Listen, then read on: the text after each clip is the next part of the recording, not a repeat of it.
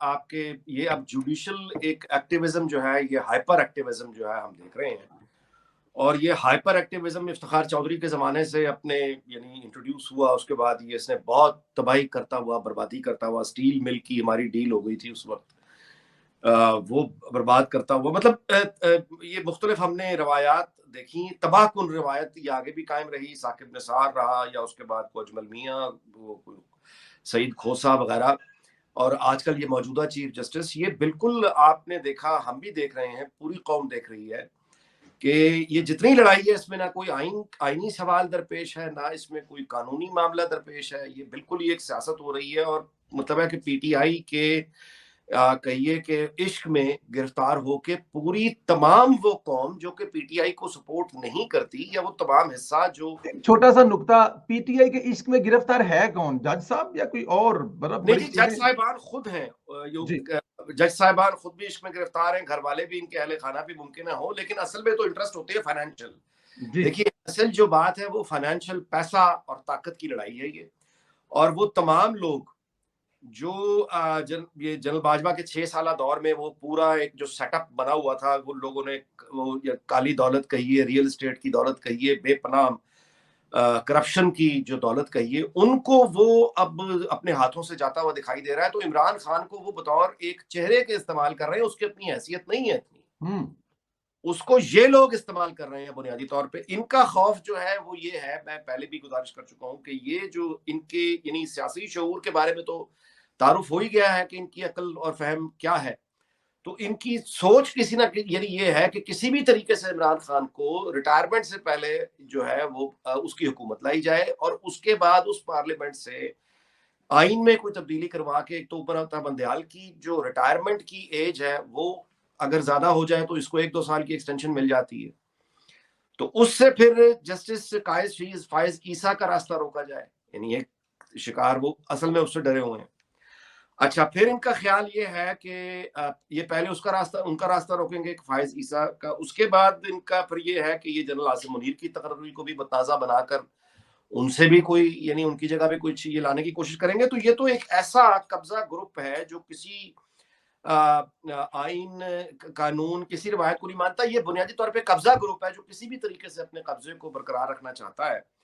और मैं आपसे गुजारिश करूं कि ये चूंकि अब जज खुद आइन तोड़ बैठे हैं और तौहीन अदालत कर चुके हैं, मतलब है कि वो उमर अता बंदयाल ने खुद, यानी जब आप रजिस्ट्रार से एक सर्कुलर जारी करवाते हैं मुस्तकबिल के चीफ जस्टिस के यानी जुडिशियल ऑर्डर का, आप उसको नल एंड वॉइड कराने की कोशिश करें, इररेलेवेंट करने की कोशिश करें, तो आइन तो ये तौहीन अदालत है, ये तौहीन अदालत है। जब आपका ब्रदर जज जो who is equally must be equally respected because he commands the equal respect, और वो मतलब है कि बेंच जो है वो टूटता है, और वो टूटते हुए अपने रिमार्क्स को अदालती रिकॉर्ड का हिस्सा बनाता है कि मेरी बात ना कोई सुनने को तैयार है, ना समझने को तैयार है, और यहाँ पे तो पहले से ही फैसले हो चुके हुए हैं, और ये अदालती रिकॉर्ड का हिस्सा बना के वो फिर ये दुआएं मांगता हुआ अपने निजाम के लिए जाता है कि इसको अब अल्लाह ही इस पर रहम करे, अदल के निजाम पे। ये तौहीन अदालत है,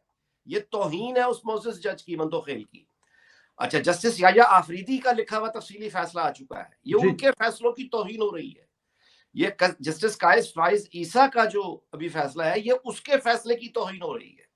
ये कल जो समाअत होने जा रही है, ये एक ऐसे अज खुद नोटिस पर होने जा रही है जिसका वजूद ही खत्म हो चुका हुआ है। अज खुद नोटिस का वजूद अब रहा ही नहीं है। अच्छा, उसकी जो वजह बताई गई है जस्टिस याया अफरीदी ने अपने फैसले में, वो बिल्कुल लॉजिकल है। वो खुद सुप्रीम कोर्ट का फैसला है कि जो मामला पहले से ज़ेर इल्तवा है लाहौर हाई कोर्ट में भी, पेशावर हाई कोर्ट में भी, वो अज खुद नोटिस हो ही नहीं सकता। हो तो ही नहीं ये एक सकता। ऐसा अज खुद नोटिस है जिसका वजूद ही नहीं है, मौजूद ही नहीं है, और उस पर ये कार्रवाई हो रही है। अच्छा, ये कार्रवाई होने का समाअत जो कल रखी गई है और वही 3 जजेस के साथ, ये बिल्कुल खुली तौहीन अदालत है, खुली तौहीन मतलब अदालत। 7 से ये 3 हो गए हैं, 7 ने शुरू की थी और 3 पे पहुंच गया काम। ये तौहीन अदालत है ना जी, ये तौहीन अदालत हो रही है। ये साथी जजों की तौहीन हो रही है, उनके फैसलों की तौहीन हो रही है। आइन का आइन मतलब है कि प्रैक्टिकली तोड़ा जा चुका है, रिवायात तोड़ी जा चुकी है। अच्छा, जब इस हद तक बात पहुंच जाए, और हमारे सामने पहुंच चुकी है, तो उसके बाद फिर मैं ये समझता हूं कि ये इंतजार करना कि पीर को ये क्या फैसला देंगे, उसके बाद फिर ये कि रद्द-ए-अमल क्या होगा, मेरा नहीं ख्याल कि अब इतना ये कोई सेन अप्रोच होगी या इसको, क्योंकि दूसरे तो आइन तोड़ चुके, अब तो आपने करना है ना जो करना है। अब देखिए मिसाल दे रहा हूं, जी ये बात संदेला साहब हमारे मुल्क की तारीख में और जो मौजूदा इसकी तरकीब है ताकत के निज़ाम की, अच्छा बुरा छोड़ दें, लेकिन जो तरकीब इस वक्त मौजूद है उसके मुताबिक अब ये फैसला यानी अवाम और कौम तो बाद में खैर करती रहेगी, वो तो इलेक्शन में करते हैं। असल में ये फैसला इस बहरान का अब अस्करी क़यादत के हाथ में है। अच्छा, अब फर्ज कीजिए चीफ जस्टिस उमर अता बंदयाल ये रिकॉर्ड का हिस्सा बना के कल अपनी समाअत के दौरान रिमार्क्स दे चुके हैं कि हमें इलेक्शंस करवाने के लिए और आइन के लिए फौज को बुलाना पड़ा तो हम फौज को बुलाएंगे। ये वो कह चुके हैं कि हम फौज को जी बुलाएंगे। जी अच्छा, अब हुकूमत या जिनके खिलाफ भी ये अपना कार्रवाई अब हो रही है, अब उनके पास दो चॉइसेस हैं। मुकाबिल तो वो किसी आइन कानून को, रवायत ज़ाब्ते को वो नहीं मानता, ना ही कोई सच्चाई को मानता है, ना ही किसी फैक्ट को मानता है, ना ही किसी अदल को मानता है, ना वो इंसाफ को मानता है। वो सिर्फ और सिर्फ जोरे बाजू पर कब्जा चाहता है और उसके लिए वो किसी भी हद तक जाने से यानी तैयार है। अब आप फर्ज कीजिए वो ये ऑलरेडी कह चुका हुए हैं कि वो फौज को बुलाएंगे। पीर के दिन ये मौजूदा वजीर आजम पे तौहीन लगा के उसको फारिग कर दें, पागलपन है ना, जुनून है। जी बिल्कुल बिल्कुल कर भी सकते हैं। और आपको पता है ये रिपोर्टेड भी हो रहा है कि इमरान खान साहब ये आइडिया दे चुके हैं उनको।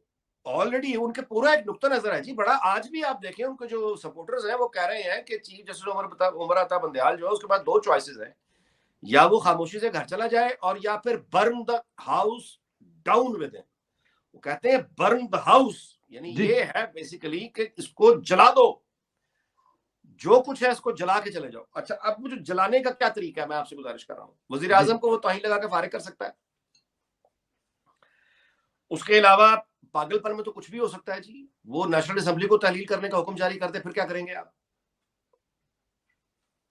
वो कर दे, पागलपन है, बिल्कुल पागलपन है, लेकिन कर दे, बहरान तो पैदा हो गया। वो साकिब निसार को ही निगरान वजीर आजम बना दे, फिर पंजाब की निगरान हुकूमत डिसॉल्व करके वहां पे साकिब निसार को जिम्मेदारियां दे दे, फिर ये सब कुछ हो सकता है ना। कुछ भी पागलपन है, बिल्कुल ठीक जुनून है, ठीक हो सकता। ठीक ठीक। अच्छा, अब जब ये हो गया कि जी उसने वजीर आजम को ही फारिग कर दिया जी तौहीन लगा के, तो फिर भी तो आपने रद्द-ए-अमल देना है। पहले क्यों नहीं?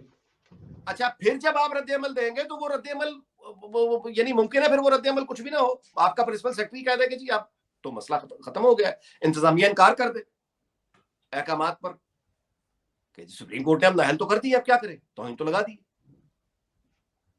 अच्छा, तो अब एक तरीका ये है कि उसका इंतजार करें कि वो ये कर सकता है और ये करे, और ये फिर रद्द-ए-अमल देते रहे रोते-धोते। दूसरा तरीका ये है कि ये कोई एक्शन ले। अच्छा, अब इस तज़ाद का हल जो कि हम जानते हैं कि अस्करी क़यादत के पास चला गया है, वो ही है अब जो इसको मसले को हल करने की वन वे और दी अदर ताकत रखते हैं, मसल पावर रखते हैं। अच्छा, वो मसल पावर मेरे भाई मंडे को भी तो यही फौज होगी, बिल्कुल ठीक पीर को भी तो यही फौज है ना, बिल्कुल ठीक जो आज है, जो बिल्कुल ठीक। इतवार को है। अच्छा, अब एक्शन अगर ये ले गया उमर अता बंदयाल, फौज को उसने हुक्म कर दिया, फिर तो वो हुक्म करे कि फौज जाके वजीर आजम को अपनी फांसी तहवील में ले ले, तो उससे बेहतर यह नहीं है कि ये कोई एक्स्ट्रा यानी पहले कोई एग्जीक्यूटिव ऑर्डर जारी करें स्पेशल सर्कमस्टांसेस का बुला के, फेडरल कैबिनेट बुला के कोई यानी पूरी कैबिनेट का डिसीजन ले ले कोई इत्तेहादियों को साथ मिलाकर, और उसके बाद ये अपने जो थ्रू प्रॉपर चैनल है ख्वाजा आसिफ है वजीर दिफा, उसके थ्रू मतलब आप एक ऑर्डर कर सकते हैं कि जजों को जाके फांसी तहवील में लो। इन तीन तीन बंदों का मसला है ना, तीन यही बंदों फौज का जाके फांसी तहवील में कल रात को ले ले इनको। अच्छा, ताकि दूसरी बात, ये जो स्टेक पे लगा हुआ है सबसे ज्यादा, ये सियासतदान तो खैर पहले भी जेलों में गए हैं, बात इक्तदार आती जानी चीज है। ये मामला जो सुप्रीम कोर्ट के मोअज़्ज़िज़ जज हैं जस्टिस कायस फायज ईसा साहब, जो मुस्तकबिल के चीफ जस्टिस हैं, उन वो और उनके बाकी साथी जजेस, उनको भी अगर कुछ करना है तो ये आज ही करना है या कल के दिन करना है। ये अगली समाज से पहले उन्हें कोई एक्शन लेना होगा। अगर वो नहीं लेते तो मतलब सियासतदान तो मैंने आपसे पहले अर्ज किया वो तो आते जाते रहते हैं, लेकिन ये अब इन साथी जजेस का है कि वो आगे आए और इनको यानी इसको इस बंदे को यानी डिक्लेयर करें कि ये इसने तौहीन अदालत की है। इसका कोई फैसला अब जो है वो काबिल कबूल नहीं है। काबिल एक हुकूमत को हुक्म दे दें, एग्जीक्यूटिव अथॉरिटी को हुक्म दें, मतलब है कोई पोजीशन लें इससे पहले कि जो स्टेप है पीर को वो ले जाए आके उमर अता बंदियाल। मैं आपसे दोबारा से खुल के कहता हूं जी कि अगर तो अस्करी क़यादत ने ही अब ये मामला वन वे और दी अदर सेटल करना है तो फिर उनसे आप आज राब्ता कर लें, जी इतवार को कल भी राब्ता करें, खुद करें ना उनसे राब्ता, पता चल जाएगा किसके साथ है। अभी तक तो देखें वो बिल्कुल एपॉलिटिकल है। मामला यहां तक तभी है ना कि वो किसी का साथ नहीं दे रहे और ये उनकी बड़ी मेहरबानी है। मतलब ये कि उन पर बड़ा सख्त उन पे दबाव रहा है। आप जानते ही अगर यानी जो पिछले एक साल में पीटीआई ने किया है इनके साथ, तो now is the time to come forward in, मतलब कम क्लीन। आइन तो वो तोड़ चुके हैं जजेस, हम किस शर्म में बैठे हुए हैं। और इसमें तो कादी जस्टिस फायरिस्ता साहब का और दूसरा जो अमीनुल साहब का वो ऑलरेडी है ना कि ये काम नहीं कर सकते, ये किसी बेंच को नहीं बैठा सकते, ये किसी उसमें नहीं, लेकिन वो हुक्म धूली भी कर रहे हैं, तो इनके पास तो हुकूमत के पास जवाब भी है ना इसका सर। मैं वही आपसे गुजारिश कर रहा हूं, तो उसमें जो फाइनल आर्बिट्रेशन है उसकी ताकत तो अस्करी क़यादत के पास है ना। आज का दिन है उनसे कंसल्ट करने के लिए करें, कल का दिन भी है कंसल्ट करने के लिए करें, और अगर वहां से कोई जवाब नहीं आता, वो अभी ये पॉलिटिकल ही है, तो बस ठीक है फिर अपना मतलब ये कि पुलिस भेजने की कोशिश करें। मतलब जो भी इनके पास एग्जेक्टिव कोई अथॉरिटी है उसको एक्सरसाइज करें इससे पहले कि डिस्क्वालीफाई हो जाएं, तौहीन में चले जाएं, रहे कुछ ना हाथ में, फिर क्या करेंगे। बिल्कुल ठीक है, इसमें कोई शक नहीं। और यहां पर वो एक मैसेज भी दे चुके हैं कि वो क्या करेंगे। बंदियाल साहब ने एक मुतनाज़ा जज पर, जिन पर कई इल्जाम हैं, इनका साथ देने का ऐलान कर दिया, हुकूमत से महाजराई करते हुए ये भी कह दिया कि मुज़ाहिर नकवी को बेंच में इसलिए शामिल किया ताकि हुकूमत को मैसेज दिया। वो तो मैसेज दे रहे हैं कि वो क्या करने जा रहे हैं, ये इस बात तो तरह तो आपकी ठीक। माफिया बॉसेस, ये जो माफिया बॉसेस होते हैं ना जी, वो इस तरह के मैसेजेस देते हैं। जो कौमी रियासत के आईनी इदारे होते हैं उनके दरमियान जो पैगाम, उनके दरमियान जो गुफ्तगू होती है वो रिकॉर्ड का हिस्सा होती है। वो बाकायदा उसका एक रिकॉर्ड, मिनट्स ऑफ मीटिंग होते हैं, जो भी लेटर्स आपकी कम्युनिकेशन होती है उसका एक प्रॉपर रिकॉर्ड रखा जाता है। ये होते हैं यानी रियासत के तहत किसी आइन के तहत काम करते हुए इदारों के दरमियान जो गुफ्तो शनीद होती है वो ऑफिशियल चैनल्स के जरिए होती है। ये जो कह रहे हैं ना कि हम पैगाम दे रहे हैं, ये हमने मूव ली है, ये पैगाम दिया है, ये हमने मूव ली है, ये तो मामला सियासतदान करते हैं या फिर माफिया के लोग करते हैं। कि तो अच्छा ये आप देखें ना, मतलब पंजाब पुलिस हो या सिंध की हो, कहीं की हो, आप देखते हैं कि वहां पे जो डाकुओं के, स्मगलरों के जो माफियाज होते हैं, इनके दरमियान और लॉ इन्फोर्समेंट की, पुलिस वगैरह के दरमियान कुछ अंडरस्टैंडिंग्स होती हैं। तो वो आपके इलम में है, मतलब एक आम प्रैक्टिस है, बुराई है, करप्शन है, वो तीसरी दुनिया के ममालिक में होती है कि वो जहां पुलिस को उनका प्रॉपर भत्ता नहीं मिलता वो मारना शुरू कर देते हैं, उनके लोगों को पुलिस मुकाबले शुरू कर देते हैं। तो ये उस तरह की मैसेजिंग है। ये अगर आला तरीन सतह पे हो रही है, जिसका एतराफ भी किया जा रहा है, बगैर किसी शर्म, बगैर किसी झिझक के एतराफ किया जा रहा है, खुल के आइन तोड़ा जा रहा है, राब्ते तोड़े जा रहे हैं, रिवायतें तोड़ी जा रही हैं, तो मेरी अब कल नवाज शरीफ साहब ने छक्के मारे हैं जी, बहुत अच्छा किया है, शेर बोला है आके, और खुद आके बोला है। और ये आपके इल्म में है, मैं पहले भी गुजारिश करता रहा हूँ 2-3 हफ्तों से कि ये जो वहां पे हुकूमत, हम वफाकी हुकूमत एकदम देख रहे हैं कि वो खड़ी हो गई है। कल भी वजीरों वज़रा ने जाके जो गुफ्तगू की है, ये नवाज शरीफ ने ताकत के टीके लगाए हैं यहाँ से कि उठो खड़े हो, उठो खड़े हो। जिस पर भी ये आपने कल मरीम नवाज को भी देखा, वो भी मतलब है मुस्तकिल मौजूद रही सोशल मीडिया पे अपनी लीडरशिप देने के लिए, और वो मुस्तकिल अपना यानी बयान भी करती रही। तो ये लीडरशिप का यानी फ्रंट, अब आप देखें कि ये नवाज शरीफ और मरियम नवाज का जो बयानिया है, पहले दिन से अगर उठाया होता तो आज यहाँ पहुंचे ना होते। अब बहुत से लोगों के ख्याल में ऑलरेडी देर हो चुकी है, लेकिन बहरहाल इन्होंने अब वो एक बयानिया अपनाया है अग्रेसिव वाला, तो इनको अब जो आप उसका एक नतीजा तो देखिए जी निकलेगा, या तो इसका नतीजा आपके हक में निकलेगा, इस अग्रेसिव बयानिए का। अग्रेसिव बयानिए का मतलब ये कि कानून की हुक्मरानी, आइन की जी हुक्मरानी। जी तो ये वाला जो अग्रेसिव बयानिया है, या तो ये आपको मतलब फतह देगा, और या फिर आप लड़ते हुए तो शहीद होंगे ना यार।